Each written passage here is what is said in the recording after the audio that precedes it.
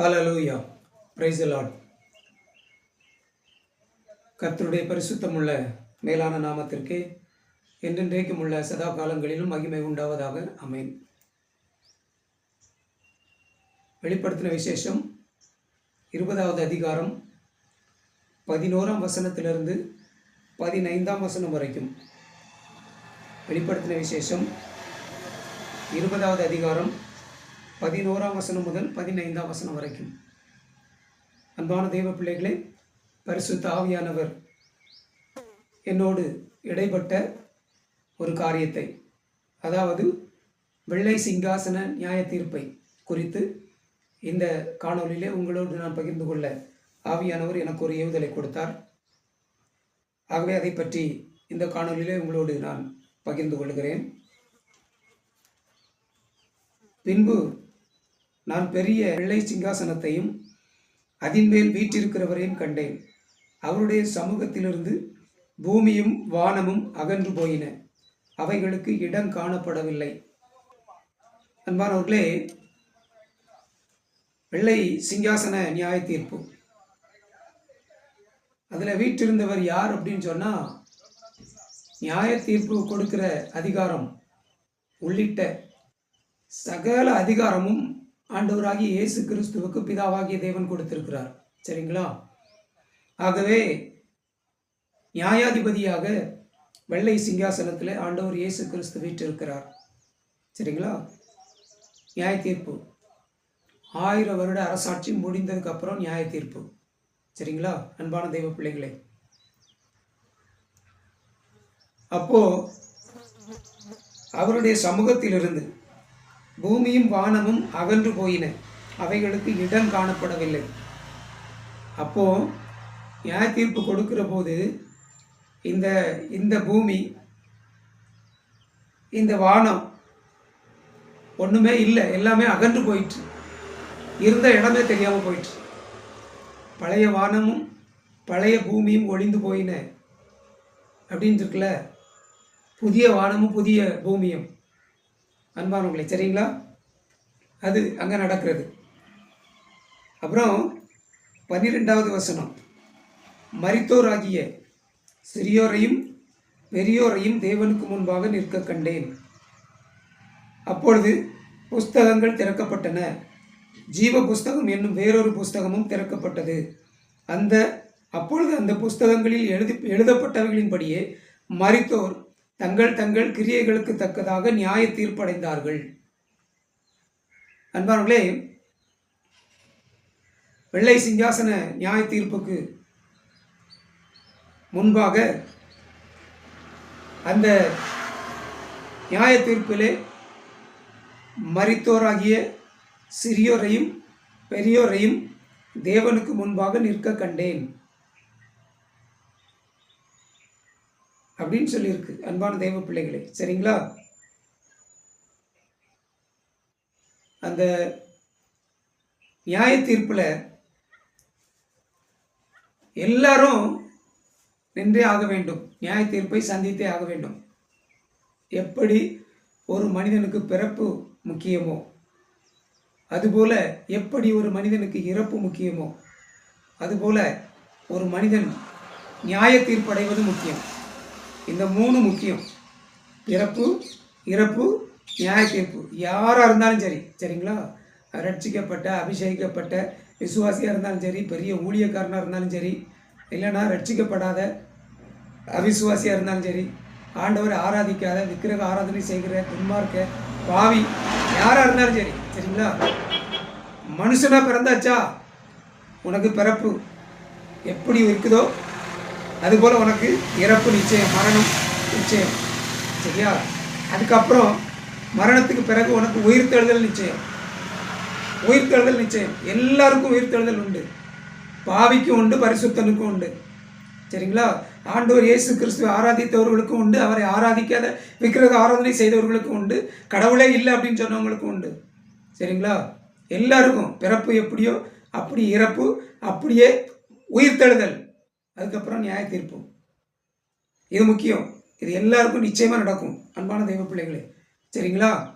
ஆனால் உயிர்த்தெழுதலில் முதலாம் உயிர்த்தெழுதல் ஒன்று இருக்குது, ரெண்டாம் உயிர்த்தெழுதல் ஒன்று இருக்குது. முதலாம் உயிர்த்தெழுதலுக்கு பங்குள்ளவன் பாக்கியவானாக இருக்கிறான், பரிசுத்தவானும் பாக்கியவானுமா இருக்கிறான். சரிங்களா? ரெண்டாம் உயிர்த்தெழுதல் பாவிகள் எல்லாம் உயிர்த்தெழுதல், அன்பான தெய்வ பிள்ளைகளே. சரிங்களா? இப்போ இங்கே நான் பார்க்குறோம், மரித்தோராகிய சிறியோரையும் பெரியோரையும் தேவனுக்கு முன்பாக நிற்க கண்டேன். சரிங்களா? எல்லாரும் உயிர்த்தெழுந்து சிங்காசனம், வெள்ளை சிங்காசன நியாய தீர்ப்புக்கு அவருக்கு முன்பாக, தேவனுக்கு முன்பாக நிற்க கண்டேன் அப்படின்னு சொல்லி இருக்குது, அன்பான தெய்வ பிள்ளைகள். அப்புறம் அப்பொழுது புஸ்தகங்கள் திறக்கப்பட்டன. புஸ்தகங்கள் திறக்கப்பட்டன. புஸ்தகங்கள் பன்மையில் சொல்லப்பட்டிருக்கு. சரிங்களா? புஸ்தகம் இல்லை, புஸ்தகங்கள். புஸ்தகங்கள் திறக்கப்பட்டன. ஜீவ புஸ்தகம் என்னும் வேறொரு புஸ்தகமும் திறக்கப்பட்டது. சரிங்களா? புஸ்தகங்கள் திறக்கப்பட்டன. என்ன எத்தனை புஸ்தகம்னு தெரியாது. சரிங்களா? ஆனால் புஸ்தகங்கள் திறக்கப்பட்டன. அதில் ஜீவ புஸ்தகம் என்னும் வேறொரு புஸ்தகமும் திறக்கப்பட்டது. சரியா? அப்பொழுது அந்த புஸ்தகங்களில் எழுதப்பட்டவைகளின்படியே மரித்தோர் தங்கள் தங்கள் கிரியைகளுக்கு தக்கதாக நியாய தீர்ப்படைந்தார்கள். சரிங்களா? அன்பானவர்களே, நியாய தீர்ப்பு எப்படி கொடுக்கப்படுகிறது? அந்த புஸ்தகங்களை பார்த்து தான் கொடுக்கப்படுகிறது. புஸ்தகத்தில் என்ன இருக்கும்? புஸ்தகங்களில் என்ன இருக்கும்? அன்பானவர்களே, புஸ்தகங்களில் ஒவ்வொருவருடைய பெயரும் இருக்கும், ஒவ்வொருவருடைய ஊர் இருக்கும், ஒவ்வொருவருடைய அட்ரஸ் இருக்கும், ஒவ்வொருவருடைய விவரங்கள் எல்லாம் இருக்கும். அன்பான தெய்வ பிள்ளைகளே, புஸ்தகம்னா என்னது? பரிசுத்த வேதாகமத்தில் புஸ்தகத்துக்கு முக்கியத்துவம் கொடுக்கப்பட்டிருக்கிறது. அதாவது பதிவேடுகள். பதிவேடுகள், அன்பான தெய்வ பிள்ளைகளே, பரலோகத்தில் பதிவேடுகள் இருக்கிறது. பரிசுத்த வேதாகமும் அதை பதிவு செய்திருக்கிறது. சரிங்களா? அன்பான தெய்வ பிள்ளைகளே, அந்த புஸ்தகங்களில் எழுதப்பட்டவர்களின்படியே மரித்தோர் தங்கள் தங்கள் கிரியைகளுக்கு தக்கதாக நியாய தீர்ப்படைந்தார்கள். சரிங்களா? அப்புறம் 13ஆம் வசனம், சமுத்திரம் தன்னில் உள்ள மரித்தோரை ஒப்புவித்தது, மரணமும் பாதாளமும் தங்களில் உள்ள மரித்தோரை ஒப்புவித்தன, யாவரும் தங்கள் தங்கள் கிரியைகளின்படியே நியாய தீர்ப்படைந்தார்கள். புரியுதா? அன்பான தெய்வ பிள்ளைகளே, பரலோகத்தில் பதிவேடுகள் இருக்குது, ரெக்கார்ட்ஸ் இருக்குது, புத்தகங்கள். சரிங்களா? என்ன புஸ்தகங்கள் அங்கே என்ன எழுதப்பட்டிருக்கும்? சங்கீதங்களின் புஸ்தகம் 87ஆம் சங்கீதம், 87ஆம் சங்கீதம் 4வது 5வது 6வது வசனங்கள். 4வது வசனம். சரியா? என்னை அறிந்தவர்களுக்குள்ளே ராகாபையும் பாபிலோனையும் குறித்து பேசுவேன். இதோ பெலிஸ்தியரிலும் தீரியரிலும் எத்தியோப்பியரிலும் கூட இன்னான் அங்கே பிறந்தான் என்றும், சியோனை குறித்து இன்னான் இன்னான் அதிலே பிறந்தான் என்றும் சொல்லப்படும். உன்னதமானவர் தாமே அதை ஸ்திரப்படுத்துவார். கர்த்தர் ஜனங்களை பேரெழுதும் போது இன்னான் அதிலே பிறந்தான் என்று அவர்களை தொகையிடுவார். அன்பான தெய்வ பிள்ளைகளே, நல்லா புரிஞ்சுக்குங்க. 4ஆம் வசனத்தில் ராகாபையும் பாபிலோனையும் குறித்து பேசுவேன். இதோ பெலிஸ்தியரிலும் தீரியரிலும் எத்தியோப்பியரிலும் கூட இன்னான் அங்கே பிறந்தான் என்றும், சியோனை குறித்து இன்னான் இன்னான் அதிலே பிறந்தான் என்றும் சொல்லப்படும். கர்த்தர் ஜனங்களை பேரெழுதும் பொழுது இன்னான் அதிலே பிறந்தான் என்று அவர்களை தொகையிடுவார். சரிங்களா? பரலோகத்தில் புஸ்தகங்கள் திறக்கப்பட்டன. சரியா? அந்த புஸ்தகங்கள்ல என்ன எழுதியிருக்குது? யார் யார் எங்கே பிறந்தாங்க அப்படின்னு அவங்க பிறப்பை குறித்த விவரங்கள் அங்கே எழுதப்பட்டிருக்கிறது.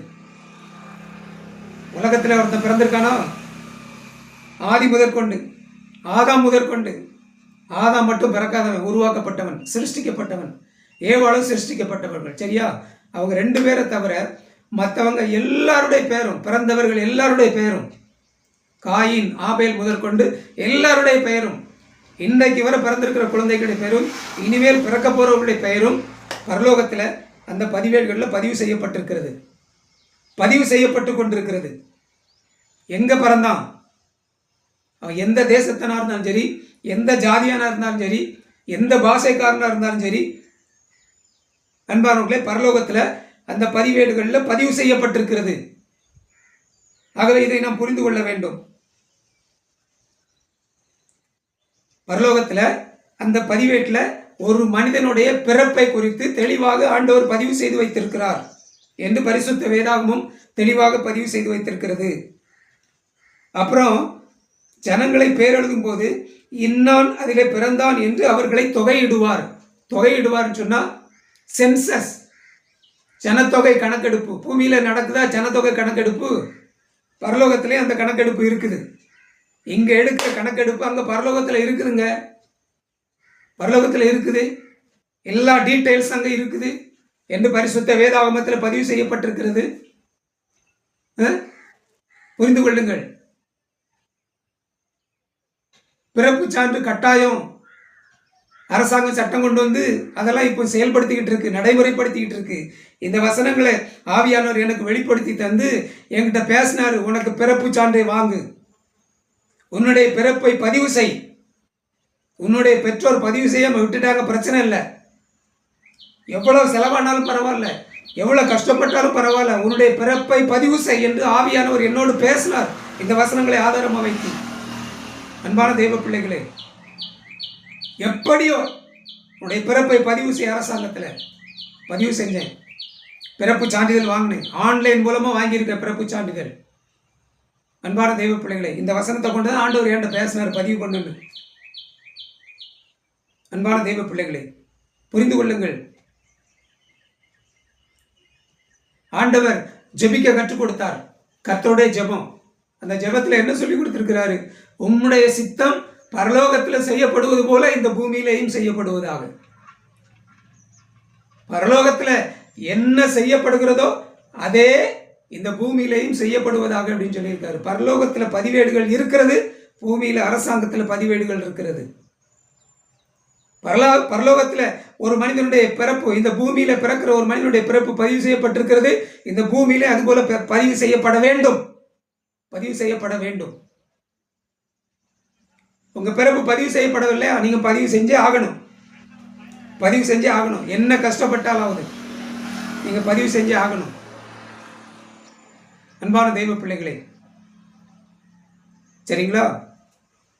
உங்க விவரங்கள் எல்லாம் அங்க இருக்குது. இங்கேயும் இருக்கணும், இங்கேயும் இருக்கணும். அது இல்லாமல் பரலோகத்தை பார்க்குது. பிறப்பு சான்றிதழ் இருந்தால் தான் பரலோகத்துக்கு போக முடியுமோ? நிறைய பேர் என்கிட்ட நான் செய்தி பிரசங்கம் பண்ணியிருக்கேன், அதில் கமெண்ட்ஸ் எல்லாம் போட்டு நிறைய பேர் கிண்டல் பண்ணியிருக்காங்க. போக முடியாது, போக முடியாது.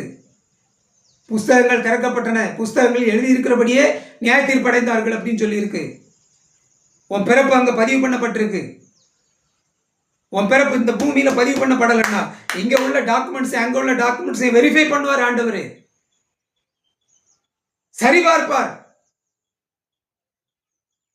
பிறப்பு சான்றிதழ் இருந்தால் தான் பரலோகத்துக்கு போக முடியுமோ? சாதி சான்றிதழ் இருந்தால் தான் பரலோகத்துக்கு போக முடியுமோ? அப்புறம் அங்க பதிவேட்டில் என்ன எழுதி வச்சிருக்காரு? பரலோகத்துல எதை பார்த்து நியாய தீர்ப்பு கொடுக்கிறாரு?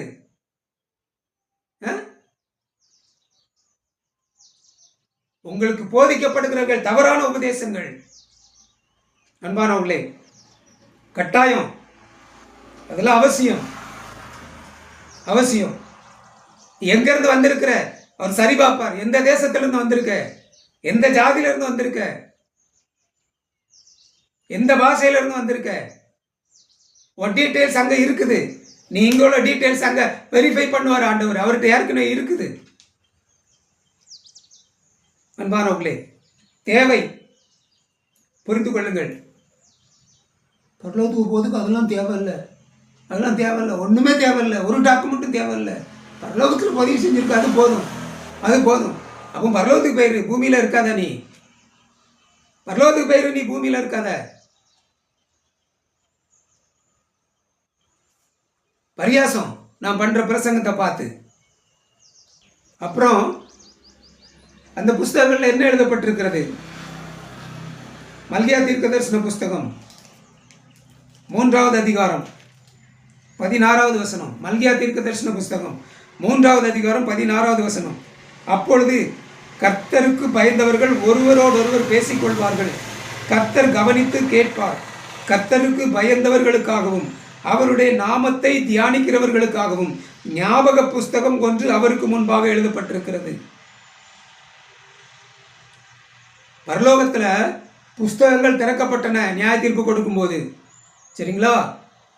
பிறப்பு பதிவேடு ஒரு புஸ்தகம் அங்க இருக்குது. சரியா? முதல்ல அதை பார்த்தோம். ரெண்டாவது ஞாபக புஸ்தகம் அங்க இருக்குது. ஞாபக புஸ்தகம் அங்க இருக்குது. அந்த ஞாபக புஸ்தகத்துல கர்த்தருக்கு பயந்தவர்களுக்காகவும் அவருடைய நாமத்தை தியானிக்கிறவர்களுக்காகவும் ஞாபக புஸ்தகம் ஒன்று அவருக்கு முன்பாக எழுதப்பட்டிருக்கிறது. நான் என்னென்ன செஞ்சிட்டு இருக்கேன் அப்படின்னு சொல்லி அங்க டைரி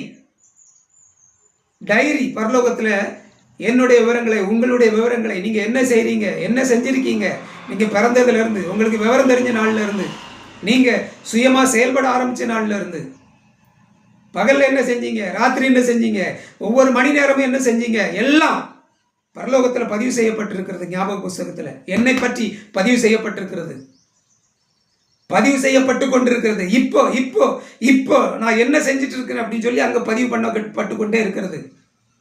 அன்பான தெய்வ பிள்ளைகளே, உலகத்துல கம்ப்யூட்டர்ல, ஆன்லைன்ல, மொபைல் போன்ல கேமரா வச்சிருக்கான். இந்த கேமராவில் நான் என்ன பண்றேன், நான் என்ன செய்யறேன் அப்படிங்கிறத எங்கேயோ இருந்து ஒருத்தன் கண்காணிச்சுக்கிட்டு இருக்கானா. உலகத்துல இப்படி ஒரு மனுஷன் கண்காணிக்க முடியும்னா உன்னையும் என்னையும் இது எல்லாத்தையும் சிருஷ்டித்த கர்த்தர் கண்காணிக்க மாட்டாரோ? கண்காணித்து பதிவு பண்ண மாட்டாரோ? நான் பேசுறது நான் மட்டும்தான் பதிவு பண்ணல, இந்த மொபைல் போன்ல பதிவு பண்ணி இதுல அந்த ஆப்ல பதிவாகி அதெல்லாம் அங்க ரெக்கார்ட் ஆகிட்டு இருக்கான். நான் அழிச்சாலும் அது அழியாதான். நான் என்னென்ன செய்யறேனோ அதெல்லாம் அங்க ரெக்கார்டிங் ஆகிட்டு இருக்குது. அதை நான் அழிச்சாலும் அழியாது. இந்த மொபைல் போன் மனுஷன் கண்டுபிடித்ததே எப்படின்னா, மனுஷனை கண்டுபிடித்த உண்டாக்குன ஆண்டவர் எவ்வளவு பெரியவரா இருப்பாரு. எல்லாம் அங்க பதிவு பண்ணப்பட்டிருக்கிறது. என்ன பேசினேன், யார் கூட பேசினேன், எப்படி பேசினேன், என்ன செஞ்சேன், எங்க நடந்தேன், எங்க உட்கார்ந்தேன், எங்க படுத்தேன், எதுக்காக பேசினேன், என்ன நோக்கத்துக்காக பேசினேன், எல்லாமே அந்த ஞாபக புஸ்தகத்தில் பதிவு செய்யப்பட்டிருக்குது. சரியா? அன்பானவர்களே, மறுபடியும் வெளிப்படுத்தின விசேஷத்துக்கு வாங்க. அப்பொழுது வெளிப்படுத்தின விசேஷம் 20:12. அப்பொழுது புஸ்தகங்கள் திறக்கப்பட்டன. என்ன புஸ்தகங்கள் திறக்கப்பட்டது? பிறப்பை பற்றிய விவரங்கள் அடங்கிய பிறப்பு பதிவேடு. சரிங்களா? Birth records. சரியா? அப்புறம் இறப்பு பதிவு ரிப்பார்டு கண்டிப்பா இருந்திருக்கும். பிறப்பு பதிவு இருக்கு அப்படின்னு சொன்னா இறப்பு பதிவு, டெத்து பதிவு பண்ணக்கூடிய ரெக்கார்டு கண்டிப்பா இருக்கும். அந்த புஸ்தகம் கண்டிப்பா இருக்கும். மரணத்தை பதிவு செய்யக்கூடிய மரண பதிவேடு புஸ்தகம் கண்டிப்பா இருக்கும். சரிங்களா? அப்புறம் உயிர்த்தெழுந்த பதிவேடு இருக்கும். முதலாம் யார் யார் உயிர்த்தெழுந்தா அந்த பதிவேடு கண்டிப்பா இருக்கும். இரண்டாம் உயிர்த்தெழுதல்ல யார் யார் உயிர்த்தெழுந்தா அந்த பதிவேடு கண்டிப்பா இருக்கும். யார் யார் அந்தி கிறிஸ்துவுக்கு ஆதரவாக செயல்பட்டா, யார் யார் அந்தி கிறிஸ்துவுக்கு சாதகமாக செயல்பட்டா, யார் யார் விக்கிரக ஆராதனை பண்ணா, யார் யார் இயேசு கிறிஸ்துக்கு விரோதமாக செயல்பட்டா, யார் யார் இயேசு கிறிஸ்துக்கு விரோதமாக பேசினா, ஆண்டவர் இயேசு கிறிஸ்துவை பற்றி கீழ்த்தரமா கமெண்ட் போட்டு விடுதல்ல. இங்க மட்டும் இல்லை, இங்க போட்ட கமெண்ட்டை நீ அழிச்சிடலாம். ஆனா அந்த குறிப்பிட்ட மொபைல் ஆப்ல இருந்து நீ அழிக்க முடியாது. அப்படின்னா பரலோகத்துல இருந்து எப்படி அழிக்க முடியும்? எல்லாம் அங்க இருக்குது. சரியா? ஆகவே அந்த புஸ்தகங்களில் எழுதப்பட்டவர்களின்படி நியாய தீர்ப்படைந்தார்கள். தங்கள் தங்கள் கிரியைகளுக்கு தக்கதாக நியாய தீர்ப்படைந்தார்கள். கிறிஸ்தவனா இருக்கலாம், கிறிஸ்தவன் அல்லாதவனா இருக்கலாம், நியாய தீர்ப்புல கண்டிப்பா நின்னே ஆகணும். ஆமா. சமுத்திரம் தன்னில் உள்ள மரித்தோரை ஒப்புவித்தது. மரணமும் பாதாளமும் தங்களில் உள்ள மரித்தோரை ஒப்புவித்தன. யாவரும் தங்கள் தங்கள் கிரியைகளின்படியே நியாய தீர்ப்படைந்தனர். ஒருவரும் தப்ப முடியாது. மரணம் தங்களில் உள்ள மரித்தோரை ஒப்புவிச்சிடும். பாதாளம் தங்களில் உள்ள மரித்தோரை ஒப்புவிச்சிடும். ஒருத்தரும் தப்ப முடியாது. இருந்தாரா, உயிரோட இருந்தாரா, செத்து போனாரா அப்படின்னு தெரியாம எத்தனையோ பேர் உலகத்துல இருக்காங்க. தெரியாது அவங்க உயிரோட இருக்காங்களா, செத்து போனாங்களா தெரியாது. உலகத்துக்கு தெரியாது. ஆனால் அந்த நியாய தீர்ப்புக்கு அந்த எங்கே கடலில் விழுந்து செத்தாங்களா, கடல் அங்கே ஒப்படைச்சிடும். பாதாளத்தில் விழுந்து செத்தாங்களா, இங்கே ஒப்படைச்சிடும். எல்லாரும் வந்து ஆகணும், நியாய தீர்ப்பில் வந்தாகணும். அன்பான தெய்வ பிள்ளைகளே, சரிங்களா?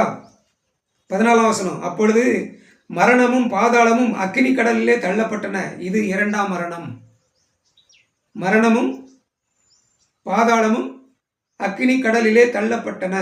இது இரண்டாம் மரணம். அதோடு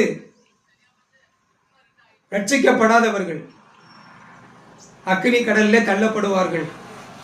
நியாய தீர்ப்பு அடைந்தார்கள் அப்படின்னு சொல்லியிருக்குல்ல, அவங்க ஏற்கனவே தள்ளப்பட்டுட்டாங்க. ஏற்கனவே ஆரம்பத்தில் மிருகமும் கள்ள தீர்க்கதரிசியும் உயிரோட அக்னி கடலில் தள்ளப்பட்டாச்சு, சரிங்களா? அப்புறம் இப்போ மரித்தோர் மறுபடி உயிரோடு எழுந்து மறுபடி அவங்க அக்னி கடலில் தள்ளப்பட்டாச்சு. நியாய தீர்ப்பு அடைந்தார்கள், தள்ளப்பட்டாச்சு. இப்போ கடைசியா மரணமும் பாதாளமும் அக்கினி கடலிலே தள்ளப்பட்டன, சரிங்களா? இதான் இரண்டாம் மரணம். அன்பான தெய்வ பிள்ளைகளே, 15ஆம் வசனம். ஜீவ புஸ்தகத்திலே எழுதப்பட்டவனாக காணப்படாதவன் எவனோ அவன் அக்கினி கடலிலே தள்ளப்பட்டான். ஜீவ புஸ்தகத்தில் பெயர் எழுதப்படாமல் இருக்கிற யாரா இருந்தாலும் சரி, அவங்க எல்லாரும் அக்கினி கடலிலே தள்ளப்பட்டார்கள். அவர்கள் எல்லாரும் அக்கினி கடலிலே தள்ளப்பட்டார்கள்.